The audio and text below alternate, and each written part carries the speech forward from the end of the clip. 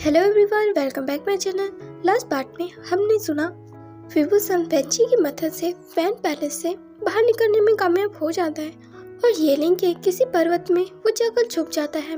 उसे ढूंढने के लिए काफी सारे सैनिक हर जगह उसे तलाश कर रहे थे। वहीं दूसरी तरफ वैन पैलेस में वेनचॉ बहुत ही गुस्से में था और वो सारा गुस्सा वेनचिंग पर निकालता है क्योंकि उसे पता चल गया था विभूषण की हम भागने के पीछे वेनचिंग का हाथ है और वो उसे सजा दे रहा होता है। वहीं वो काफी परेशान होता है आखिर विभूषण कहाँ गया होगा क्योंकि उसे अब तक उसके बारे में कुछ भी पता नहीं चला है। वहीं विभूषण पिछले 3 दिनों से येलिंग के किसी केव में अपनी हीट से सफर कर रहा था। वो बहुत ही दर्द में था। उसे अपने पेन से छुटकारा पाने के लिए किसी की जरूरत थी क्योंकि वो एक मार्क ओमेगा है, तो उसे अपनी अल्फा की जरूरत थी, उसकी सैंड की जरूरत थी। अगर वो एक मार्क ओमेगा ना होता तो उसे इतना पेन ना होता। विभूषण बस यही सोच रहा था। वो खुद को हर्ट करने लगा था। उसकी पूरी बॉडी हीट अप हो रही थी। वो हीट में मदद लेने वाली मेडिसिन को भी लेता है पर इसका ज्यादा असर उसकी बॉडी पर नहीं हो रहा था। उसकी सेंट फिर भी बाहर आ रही थी, तो वो बैग में से काफी सारे पिल और मेडिसिन निकाल कर बहुत ही ज्यादा अमाउंट में उन्हें ले लेता है। और वो जब अपनी हीट से बाहर आता है तो वो अपनी ब्लैक मैजिक की प्रैक्टिस करने लगता है। कुछ दिन ऐसे बीत जाते हैं। विभूषण बस अपनी प्रैक्टिस पर ध्यान देता था और खुद को पावरफुल बनाने के लिए वो डेमोनिक रास्ता को अपनाता है जो कि वेनचिंग ने ही उसे सजेस्ट किया था।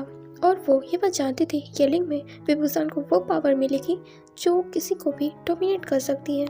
येलिंग के कुल प्रमुख डेमोनिक कल्टिवेटर थे और डेमोनिक कल्टिवेशन के वजह से वो खुद डेमोन बन चुके थे, इसलिए बाकी के सेक्ट वालों ने उन्हें खत्म कर दिया और येलिंग को पूरी तरह से डिस्ट्रॉय कर दिया। इस जंग में काफी सारे लोग मारे गए थे और येलिंग के पुलकमों की फ्रूट उनका वेपन उसे येलिंग में ही कहीं सील करके रख दिया। और विभूषण को वेनचिंग ने उसे ढूंढने को कहा था और विभूषण उस फ्रूट को कल्टीवेट कर रहा था, उस फ्रूट की पावर को समझने की कोशिश कर रहा था। वहीं वो ध्यान देता है उसके पास की पेपर डॉल अब जलने लगी है, जिसका संकेत था वेनचिंग की जान खतरे में है। विभूषण देर नहीं करता और वो किसान के लिए निकल जाता है। वहीं दूसरी तरफ वेनचिंग सच में बहुत बुरी तरह से घायल थी और वो उसकी सांसें थम चुकी थी। उसे बहुत बुरी तरीके से कोड़े मारे गए थे और उसकी गोल्डन कोर को भी डिस्ट्रॉय कर दिया गया था और उसे बाहर से धक्का दे दिया गया था, जिसकी वजह से उसके बोन्स टूट चुके थे और वो बस अपनी आखिरी सांसें ले रही थी और वो अपनी आंखें बंद कर लेती है। दूसरी तरफ वैन क्लैन में हंगामा शुरू हो चुका था। घोस्ट पपेट की छोटी सी टुकड़ी ने वैन क्लैन पर अटैक कर दिया था। सभी उन घोस्ट पपेट से लड़ने में जुट चुके थे। वहीं विभूषण वेनचिंग के बारे में पता लगाने के लिए वैन क्लैन के अंदर घुस जाता है और जिन सैनिकों की नजर उस पर पड़ती है वो उन्हें खत्म कर देता है और एक सैनिक से वो वेनचिंग के बारे में पूछताछ कर रहा होता है, जिससे उसे पता चलता है वेनचिंग को इस क्लैन से निकाल दिया गया है और इस वक्त वो कहाँ है किसी को नहीं पता। विभूषण उसे और सवाल करना चाहता लेकिन वो पर्सन तो वहाँ अपनी जान दे देता है। वहीं वैनसू और बाकी सैनिक उन घोस्ट पपेट से लड़ रहे थे और उन्होंने उसे खत्म कर दिया था। वो सभी भी काफी स्ट्रॉन्ग कल्टिवेटर थे, तो उन्हें ज्यादा देर नहीं लगी, उन्होंने सब चीज हैंडल कर लिया। और वैनसू की नजर जब विभूषण पर पड़ती है तो वो साउट हो जाता है और फिर वो विभूषण का नाम लेता है। विभूषण तब अलर्ट हो जाता है। वो वेनचू की तरफ देखता है और वहाँ से निकलने की कोशिश करता है। वो अभी भी इतना स्ट्रॉन्ग नहीं हुआ है जो वो अकेले वेनचू का सामना कर सके। ये सोचकर वहाँ से भागने लगता है। वेनचू उसके पीछे बढ़ जाता है। विभूषण अपनी फ्लूट निकाल उसे बजाने लगता है और जितने भी पपेट है वो उनकी मदद से वेनचू के ऊपर अटैक करवा देता है और वहाँ से छुप कर निकलने की कोशिश कर रहा था। वो वैन क्लैन से दूर जा रहा था और उसके पीछे सैनिक बड़े होते हैं और वो उन सबसे फाइट कर रहा होता है। वहाँ से दौड़ते हुए वो खाई के पास भी आ चुका था और वो सीधा वहाँ से जंप कर देता है। वो खाई ज़्यादा गहरी नहीं थी। विभूषण आराम से सीधा जमीन पर लैंड हो जाता है और वो देखता है जमीन पर सूखे खून के छींटे हैं। खून ताजे नहीं थे। वो उन्हें फॉलो करता है और वो सामने की तरफ जाता है तो वो वेनचिंग को देखता है जो पैर के सहारे टिक कर वहाँ बैठी हुई थी। वो पूरी तरह से घायल थी और अपने होश में नहीं थे। विभूषण उसे उठाने की कोशिश करता है, वेंचिंग उठो, पर वेंचिंग की सांसें बंद हो चुकी थी। विभूषण को बहुत ही बुरा लगता है और उसे गुस्सा भी बहुत आता है, ये सब वेंस नहीं किया होगा, और वो गुस्से से उसकी आंखें लाल हो जाती हैं और फिर वो वेंचिंग को अपनी गोद में उठा लेता है। वेंचिंग बिल्कुल भी हैवी नहीं थी, उसे बिल्कुल भी हैवी फील नहीं हो रहा था। वो तुरंत वेंचिंग को लेकर वहाँ से चला जाता है और दफान पर्वत में अपने केप में वो वेंचिंग का इलाज करने लगता है।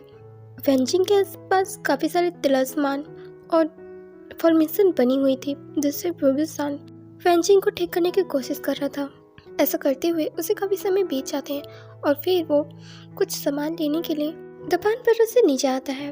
वो विलेज में कुछ सामान खरीद रहा होता है और उसे वेंस के बारे में भी जानकारी मिल जाती है। वेंस के सैनिक किसी ओमेगा को ढूंढने के लिए येलिंग में आए हुए हैं। विभूषण ने अपने फेस में मास्क लगाना शुरू कर दिया था ताकि उसे कोई पहचान न पाए और वो अपना सामान लेकर चुपचाप वहाँ से चला गया था। वो जब वापस केप पे देखता है तो वेंचिंग रिकवर कर रही होती है और वो अपनी आंखें खोलती है। उसे पूरी तरह से ठीक होने में काफ़ी समय लगेगा, वो बस अभी अपने सेंस में आई है। विभूषण तो उसकी देखभाल कर रहा था। वो कुछ हर्ब से मेडिसिन बनाता है और उसे वो वेंचिंग को पिला रहा होता है। फिर वो उसके माउथ को क्लीन करता है और कहता है, तुम मुझसे बात क्यों नहीं करती? क्या तुम्हें अभी भी अच्छा फील नहीं होता? मैं तुम्हें ऐसे देखते हुए थक चुका हूँ। मुझे ऐसा फील होता है जैसे बस मैं एक पपेट का ध्यान रख रहा हूँ। वेंचिंग एक शब्द भी नहीं बोल पाई, ना ही उसका चेहरे की एक्सप्रेशन बदले। वो चीज़ों को समझ रही थी पर वो कुछ भी बोल नहीं पा रही थी, ना ही वो अपनी बॉडी को मूव कर पाती है। इतने बड़े हादसे से उसे रिकवर करने में काफ़ी टाइम लगेगा। विभूषण साय करता है, फिर वो वेंचिंग को दोबारा से लेटा देता है और उसे ब्लैंकेट से कवर करता है और कहता है, तुम प्लीज जल्दी ठीक हो जाओ, मुझे तुम्हारी इंतजार है और फिर तुम्हें मेरी मदद भी करना है। क्या तुम्हें रिवेंज नहीं लेना? ये सुनने के बाद वेंचिंग अपनी आंखों को ब्लिंक करती है। विभूषण उसकी रिएक्शन को देखकर स्माइल करता है और कहता है, मुझे थोड़ी देर के बाहर जाना है, तुम आराम करो। वेंचिंग इस बात पर एक बार अपनी आंखों को ब्लिंक करती है। विभूषण थोड़ा खुश होता है, धीरे से सही वेंचिंग रिकवर तो कर रही है। वो उसकी बातों को रिस्पॉन्स अब इशारों से करती है। वो वापस माउंटेन से नीचे आता है और वो दूसरी सिटी चला जाता है। वहाँ पर वो अपनी जरूरी को सेल करता है ताकि वो अपने सारे जरूरत के सामान ले सके। वो एक ढंग की शॉप ढूंढकर उसे वहाँ सेल करता है, जिससे उसे एक अच्छा अमाउंट मिल जाता है क्योंकि वो हेयर पिन काफ़ी महंगे थे और वो बस एक हेयर पिन को सेल करने की वजह से उसे इतने पैसे मिल चुके थे जिससे वो सारा सामान आराम से खरीद सकता था। विभूषण के पास अभी भी कुछ जूड़ी थी जिसे बेचकर उसे काफ़ी सारे कॉइन मिल जाते। वो जब वेंस से बचकर भागा था तो उसने काफ़ी सारे जूड़े पहन रखे थे जिसे सेल कर कर अभी वो अपनी सारी एक्सपेंसिव को उठा पा रहा है। वो अपने कुछ ज़रूरी सामान और हर्ब लेकर वो येलिंग वापस लौटा था, तभी वो देखता है वेंस येलिंग की चेकिंग कर रहे हैं। वो थोड़ा परेशान होता है और वहीं रुक जाता है। येलिंग दो टाइटे के बीच में बैठते हैं और इनमें से सबसे करीब का वेंस है और दूसरा लैन। येलिंग के क्रूर प्रमुख की वजह से येलिंग क्लैन डिस्ट्रॉय हो चुका था। उसके पास से सिर्फ यहाँ आम लोगों बसे हुए थे और यहाँ बहुत कम मात्रा में ही कल्टीवेटर हैं, वो भी लो क्लास के।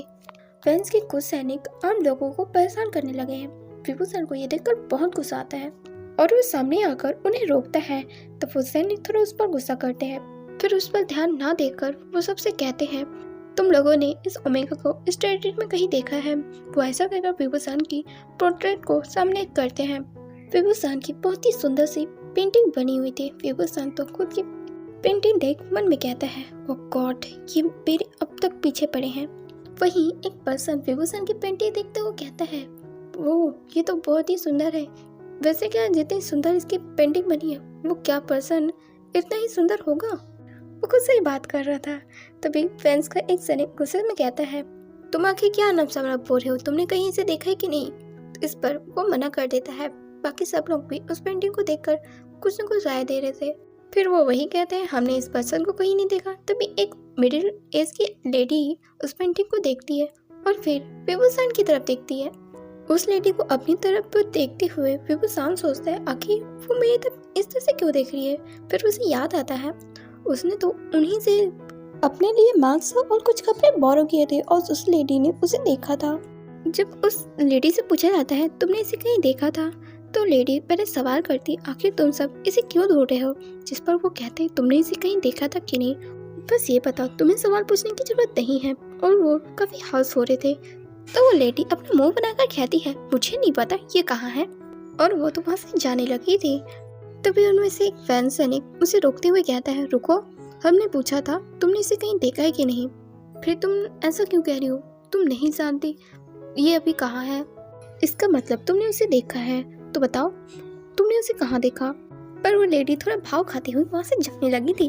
तब उस पर्सन ने उसका हाथ पकड़ लिया था। उस लेडी को गुस्सा आता है और वो अपना हाथ छुड़ाते हुए कहती है मेरा हाथ छोड़ो, तुम बदतमीजी कर रहे हो, तुम बिना सवालों के जवाब दिए नहीं जा सकती।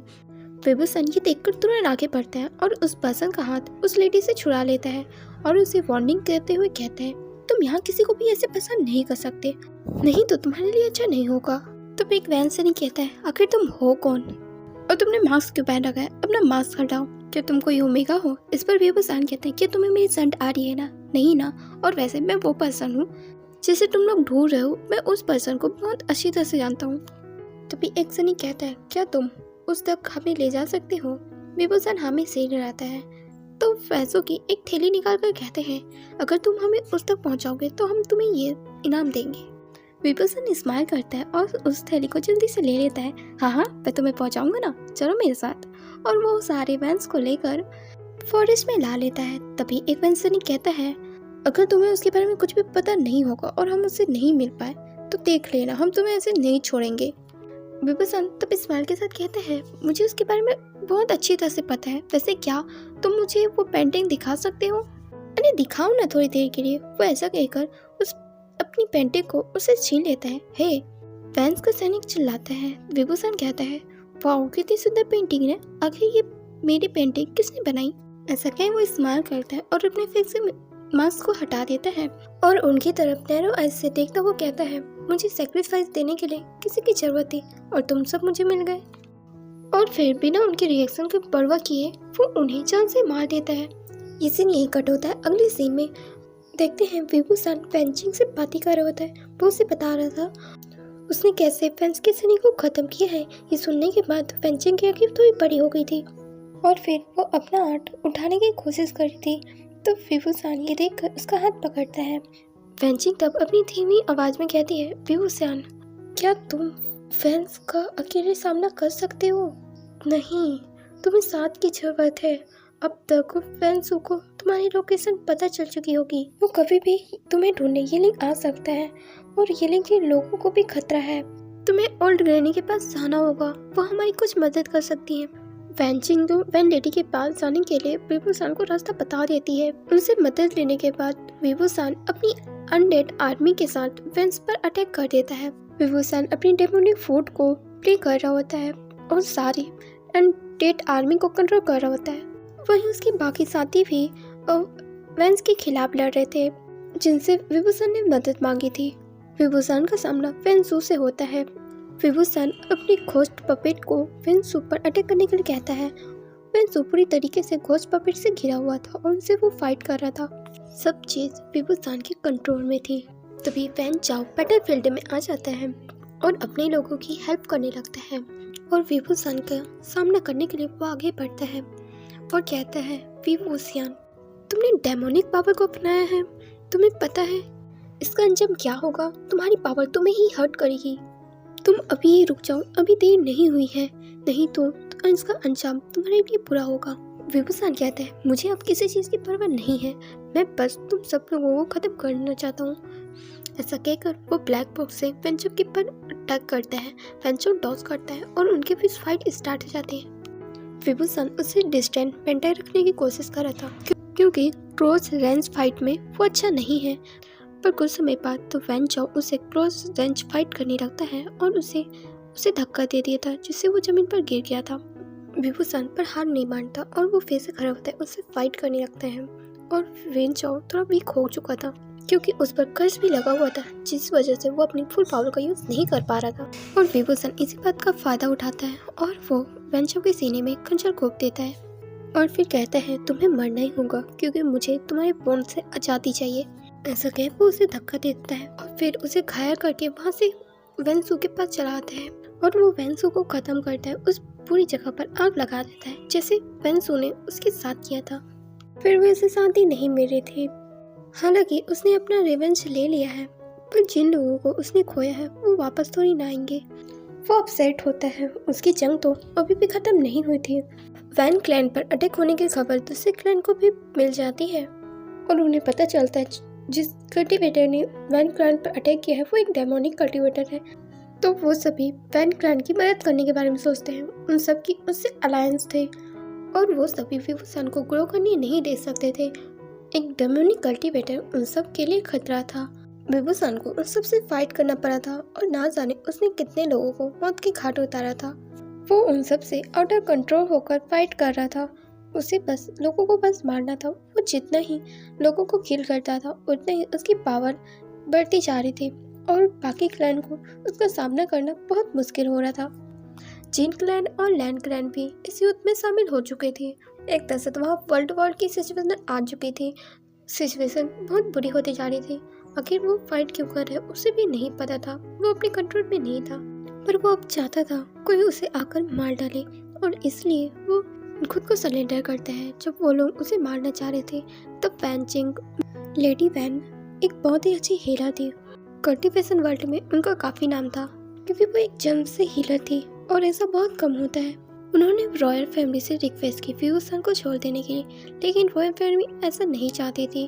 उनकी नज़र में उनके लिए खतरा था और विवुसन की मदद करने के लिए उन्हें दोषी करार करके उन्हें भी मारना चाह रहे थे। विवुसन को तब बहुत गुस्सा आता है और उसे एहसास होता है उसने रॉयल फैमिली के आगे अपना सर झुकाकर गलत किया है।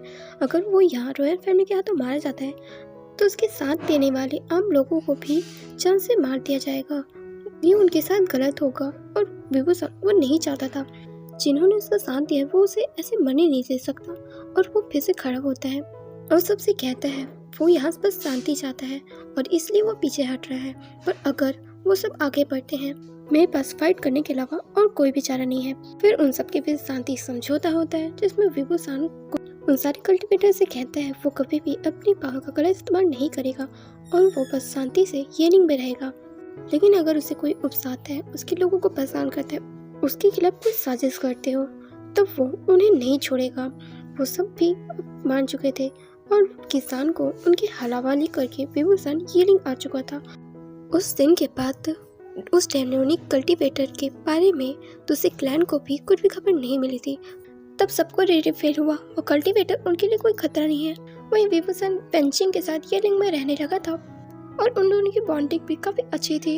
विवुसन ने तो अपनी लाइफ को बस एक ही मकसद बना लिया था, अपनी टेरिटरी को सेफ रखना और खुद को इतना पावरफुल बनाना कि वो कभी भी किसी की आंखें ना झुके।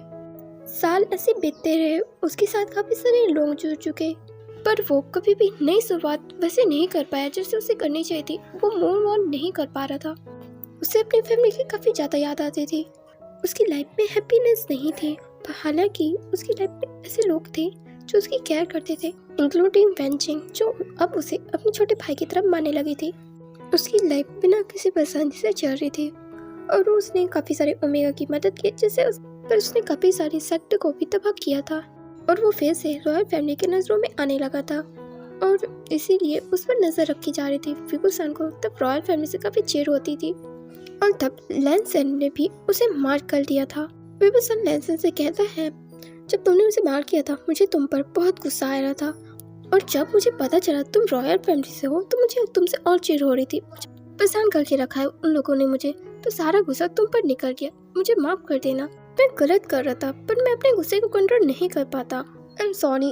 और वैसा कहकर साय करता है और थोड़ी अपनी आंखों से आंसू भी पोंछता है और उसने अपने फेस को टर्न करके रखा हुआ था। वांगजी तब उसे हक कर लेता है और एक साय के साथ कहता है इट्स ओके, सब कुछ भूल जाइए। विवुसन कुछ भी नहीं बोलता, वो बस अपना सर झुकाए हुआ था। तभी लैंसन कहता है मैं आपको पास्ट के बारे में पूछकर आपको दुखी नहीं करना चाहता था, पर कुछ चीजें ऐसी थी जो मेरे लिए जानना जरूरी थी। वो देख सकता था विवुसन अच्छा फील नहीं कर रहा है तो वो उसके शोल्डर पर अपने हाथ फेरा रहा था, उसे कंफर्ट दे रहा था। वहीं विवुसन अपनी हैंकी से अपने बार बार आंखों को पोंछ रहा था। तब लैंसन कहता है इंसान तो अब बहुत बुरा फील कर रहे होंगे पर आप इस तरह से रोइए मत। आपकी रोने की वजह से आपको पूरा मेकअप खराब हो रहा है और आप पूरे भूत लग रहे हो। ये सुनने के बाद विभूषण उसे आंखें दिखाने लगते हैं। तो वांग जी कहते हैं, अब तो आप बहुत ही खतरनाक वाले भूत दिख रहे हो। ये सुनने के बाद विभूषण उसकी चेस्ट पर उसे मारता है और गुस्से से अपना मुंह फेर लेता है और कहता है, तुम मेरा मजाक बना रहे हो, मैं क्या फील करता हूँ तुम नहीं समझ सकते हो।